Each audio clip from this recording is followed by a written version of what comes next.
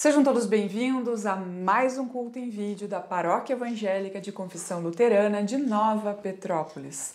Chegamos até você em nome de Deus, que é Pai, Filho e Espírito Santo. Nosso Deus Trino Todo-Poderoso, que é Criador, Redentor, Conselheiro e Consolador. Chegamos a você e saudamos com as palavras de Isaías, capítulo 25, versículo 9, onde nós lemos: naquele dia todos dirão, Ele é o nosso Deus, nós pusemos a nossa esperança nele e Ele nos salvou. Ele é o Senhor e nós confiamos nele. Vamos cantar e nos alegrar porque Ele nos socorreu. Que assim como nós lemos na Escritura, possamos também colocar a nossa esperança e a nossa total confiança no Senhor. Sim, Ele tem cuidado de nós. Sim, Ele tem demonstrado o seu carinho, o seu amor para conosco todos os dias. Que aprendamos assim a confiar, a entregar a nossa vida aos seus cuidados. Desejamos que por meio da palavra, Deus possa nos fortalecer na fé e possa aumentar a nossa confiança nele. E convidamos também vocês a celebrarem conosco, a louvarem ao Senhor, porque Ele nos tem feito muito bem. Desejamos que o Senhor te abençoe nesse tempo de reflexão e que Ele possa te fortalecer na fé, para a honra e para a glória do seu nome. Amém. Deus é meu amparo, minha fortaleza, meu consolo forte na tribulação. Deus é meu amparo, minha fortaleza, meu consolo forte na tribulação. Ainda que se montes fortes pelo mar, ainda que a terra trema, nós podemos confiar. Céus e terra poderão passar, mas sua palavra não passará. Céus e terra poderão passar, mas sua palavra não passará. Não, não, não passará. Não, não, não passará. Deus é meu amparo, minha fortaleza, meu consolo forte na tribulação. Deus é meu amparo, minha fortaleza, meu consolo forte na tribulação. Ainda que se montes fortes pelo mar, ainda que a terra trema, nós podemos confiar. Céus e terra poderão passar, mas sua palavra não passará. Céus e terra poderão passar, mas sua palavra não passará. Não, não, não passará. Não, não, não passará.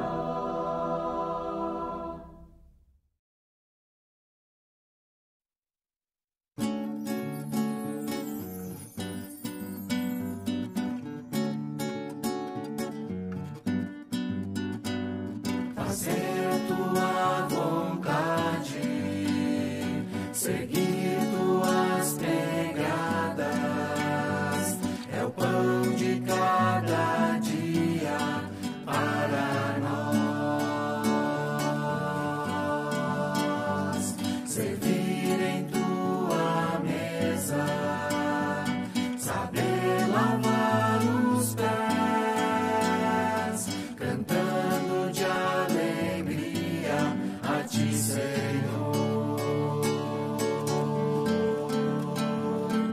Como tu fizeste, Senhor, nós queremos fazer tua vontade, ó Pai. Transforma em nosso querer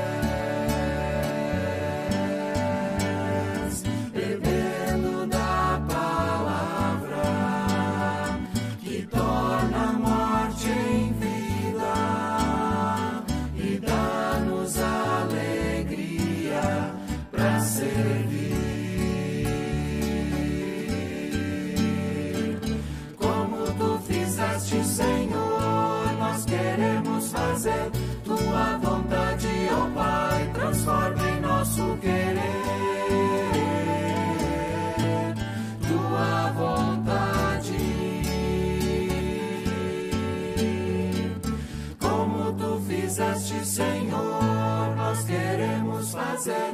Tua vontade, ó Pai, transforma em nosso querer. Tua vontade, tua vontade, tua vontade.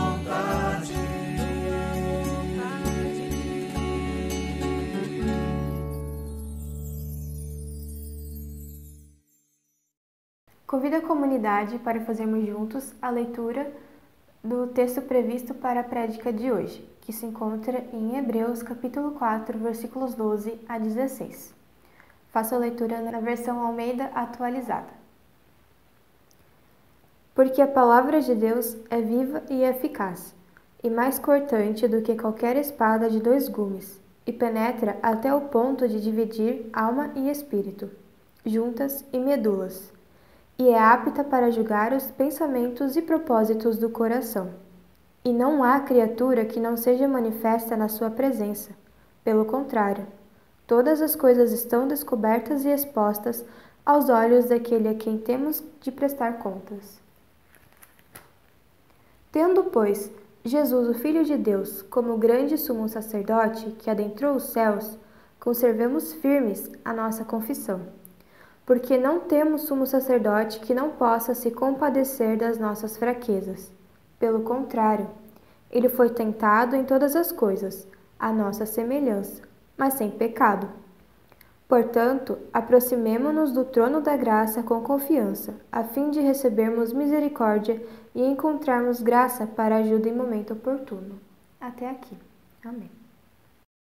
A graça de nosso Senhor Jesus Cristo, o amor de Deus e a comunhão do Espírito Santo sejam com todos nós no falar e no ouvir de sua palavra. Amém. O texto que nos foi lido pode ser dividido em 2 blocos. O primeiro, do verso 12 até o 13, falam sobre a palavra de Deus. Já os versos 14 a 16 falam sobre Jesus Cristo. Por mais que eles pareçam ser assuntos diferentes, eles mais do que se completam. Eles são aspectos inseparáveis da fé cristã. Vamos ver o que cada um deles tem a nos ensinar. Passo a ler novamente os versos 12 a 13. Porque a palavra de Deus é viva e eficaz, e mais cortante do que qualquer espada de 2 gumes, e penetra até o ponto de dividir alma e espírito, juntas e medulas, e é apta para julgar os pensamentos e propósitos do coração. E não há criatura que não seja manifesta na sua presença. Pelo contrário, todas as coisas estão descobertas e expostas aos olhos daquele a quem temos de prestar contas. Esses versos, eles nos mostram características da palavra de Deus. Diz o texto que ela é viva e eficaz. Isso quer dizer que ela transforma pessoas, transforma vidas, condição de vida, o mundo, todas as coisas. Ela nos ajuda a distinguir as coisas importantes das que não são importantes. Ela nos faz ver a realidade como ela realmente é, nua e crua, sem nenhum floreio, com ênfase especial na condição humana, que eu vou falar daqui a pouco. Também diz o texto que ela é mais cortante do que qualquer espada de 2 gumes. Isso seria uma espada que é afiada dos 2 lados. E ela penetra até o íntimo do nosso ser, a ponto de julgar os nossos pensamentos e os propósitos do nosso coração. A palavra de Deus, ela serve como um espelho para a nossa vida. Quando a lemos, nós somos confrontados com o nosso pecado, com nossas falhas e desejos do nosso coração. Tem uma situação que eu acredito que todos já tenhamos passado. Imagine que você, no relacionamento com as outras pessoas, você acabou magoando alguém, você mentiu para a pessoa, falou uma palavra meio torta e você sabe que isso é errado. Mas aí você vai no culto, no domingo, e aquela palavra lá, ela tem totalmente a ver com isso. Por exemplo, digamos que você mentiu para alguém. Aí a palavra do domingo vai ser sobre mentira, sobre dar falso testemunho. Então, essa é a face da palavra de Deus que revela o nosso pecado, que escancara a nossa verdadeira natureza e nos mostra como nós somos dependentes de Cristo. E que por nós mesmos nós estamos condenados. Como diz o texto em outra tradução, tudo está descoberto e exposto. Ou seja, é uma palavra que nos desnuda, nos deixa sem nada e nos condena.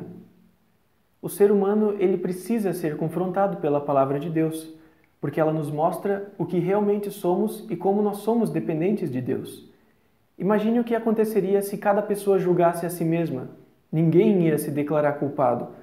Todo mundo ia ficar, o quê? Criminoso eu? Não, isso aí é coisa dos outros. Eu sou de Deus. Por vezes nos declaramos inocentes e dizemos que essa face da espada, essa face da palavra de Deus, só tem a ver com os outros, não conosco. Porque a Bíblia, ela só mostra o que os outros estão fazendo de errado, não o que nós fazemos. Será que é isso mesmo? Ou que na realidade estamos apenas vendo na Bíblia o que queremos ver? Mas então há quem diga: por que motivo eu deveria professar a fé cristã se ela só me condena e diz que eu sou perverso? Olhando assim, é mais fácil ser ateu. Afinal, se eu não tenho Deus, eu não tenho pecado. E se eu não tenho pecado, eu não tenho condenação, não tenho nada que me condene. Mas quem nega a Deus também nega o socorro nas dificuldades, como diz o texto. Então se cria um Deus à sua imagem, um Deus que não mais julga, mas sim só aprova. Passa a mão na cabeça e diz que está tudo certo, tudo tranquilo, pode viver a sua vida do jeito que você quiser. Claro que a visão do juízo de Deus pode provocar medo. Afinal, o texto diz que nós devemos prestar contas a Ele.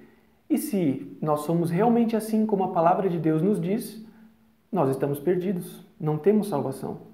Mas ainda bem que o texto não para por aqui.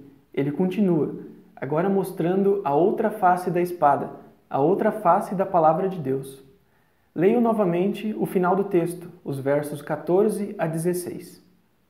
Tendo, pois, Jesus, o Filho de Deus, como grande sumo sacerdote que adentrou os céus, conservemos firme a nossa confissão, porque não temos sumo sacerdote que não possa se compadecer das nossas fraquezas.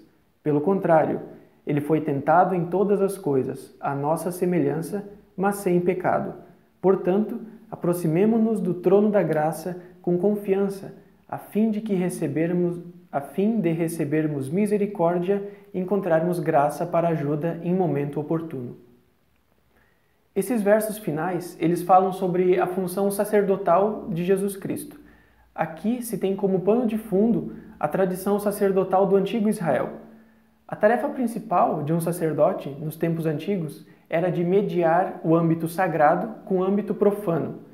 Ou seja, era responsável por facilitar a comunicação entre o que era de Deus e o que era do mundo.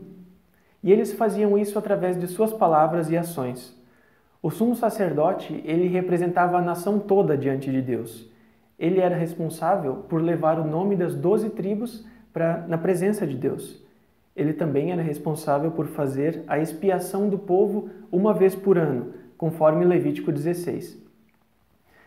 Aliás, se você não conhece o que acontece em Levítico 16, é recomendado fazer a leitura, porque ali tem certinho a explicação do que aconteceu na Páscoa também e de como aconteceriam os rituais de expiação, o chamado dia da expiação, que acontecia antigamente, no tempo do antigo Israel. Durante o sacrifício, o sacerdote representava tanto o pecador quanto a divindade, isso é, o sacerdote precisava ser da mesma natureza que o pecador para poder interceder por ele, mas ele também precisava ter a natureza divina para poder se aproximar do que era divino. Ele se identificava com a humanidade por causa da sua natureza pecaminosa. Já a sua relação com o sagrado era obtida através das cerimônias de consagração do sacerdote. Não é difícil concluir que Deus era a pessoa perfeita para esse papel. Ele, sendo nascido de mulher, era totalmente homem e poderia representar as pessoas diante de Deus. E, sendo totalmente Deus, poderia se aproximar de Deus para fazer isso. Mas não somente isso.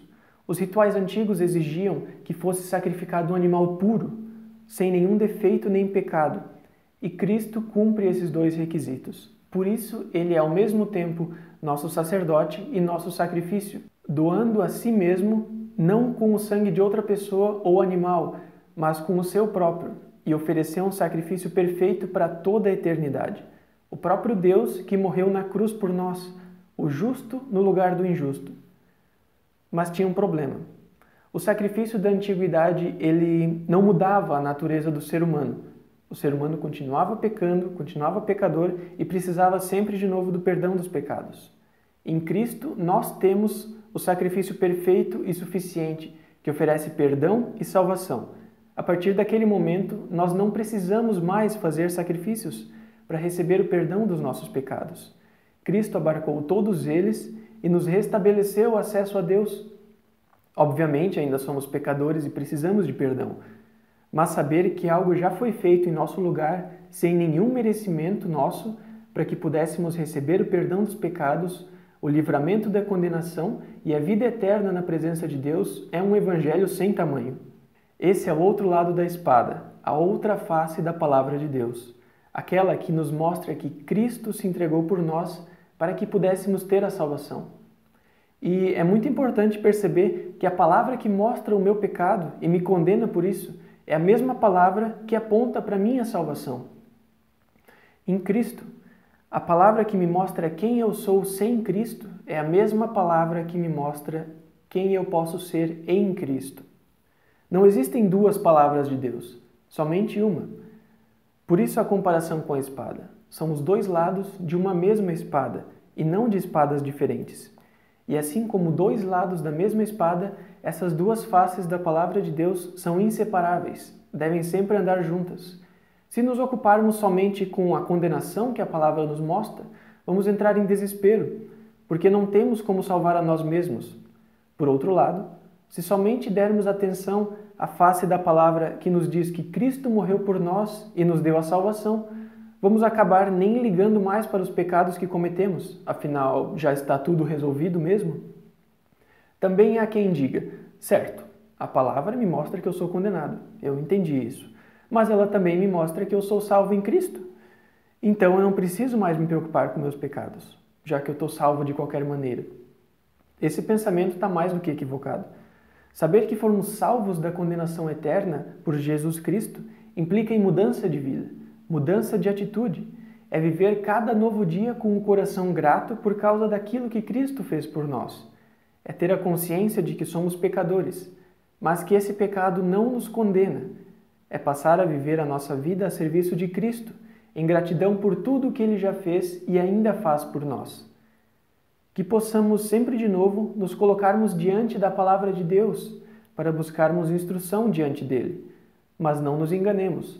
O texto diz que ela é como uma espada que adentra até as profundezas do nosso ser. Isso quer dizer que ela atua em todos os âmbitos da nossa vida, até mesmo naquelas partes do nosso coração que não deixamos ninguém ver e nem mesmo saber que elas existem. Devemos deixar que a palavra atue ali também. Que vivamos os nossos dias com um coração grato por causa daquilo que Cristo fez e que ainda faz por nós.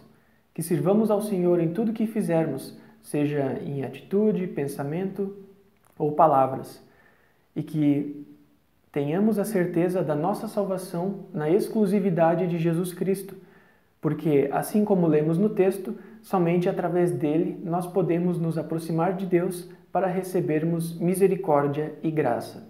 Amém. Eu convido para um tempo de oração. Amado e bondoso Deus, nós te damos graças porque revelaste a tua vontade na Bíblia, a tua palavra escrita. Obrigado porque ela nos conforta e anima. Obrigado que ela também nos corrige, nos dá um puxão de orelhas. Ela nos educa, ela nos ensina a melhor forma de viver neste mundo. Obrigado por mais este culto que recebemos. Obrigado por tua palavra que está sendo anunciada através desses meios eletrônicos. Isto tem sido uma bênção para muita gente. Obrigado por cada pessoa que nos acompanha. Abençoa, Senhor, cada pessoa que nos ouve. Abençoa-nos em nossas necessidades. Tu sabes o que nós precisamos para viver conforme a tua vontade, para viver uma vida alegre, em liberdade, sem medo, sem temor. Querido Deus, nós intercedemos pela nossa paróquia também, pela escolha do novo ministro ou da ministra. Dá-nos sabedoria nesta escolha também.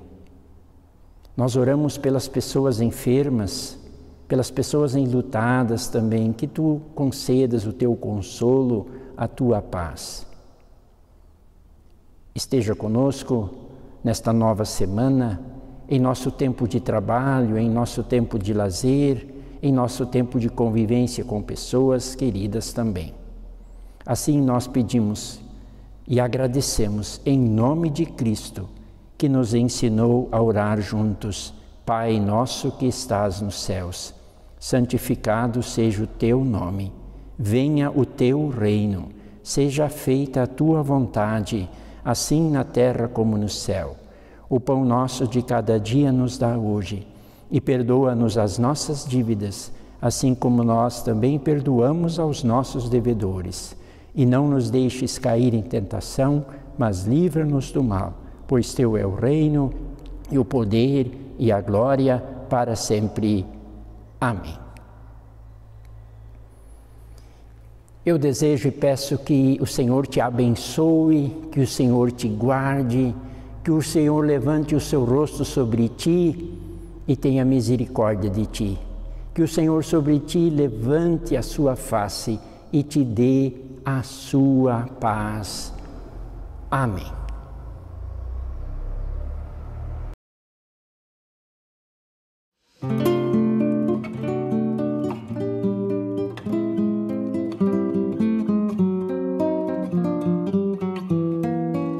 Os que confiam no Senhor são como um monte de Sião. Os que confiam no Senhor são como um monte de Sião, firmes para sempre permanecem, firmes para sempre no Senhor, firmes para sempre no Evangelho, firmes para sempre no amor. Os que confiam no Senhor, os que confiam no Senhor.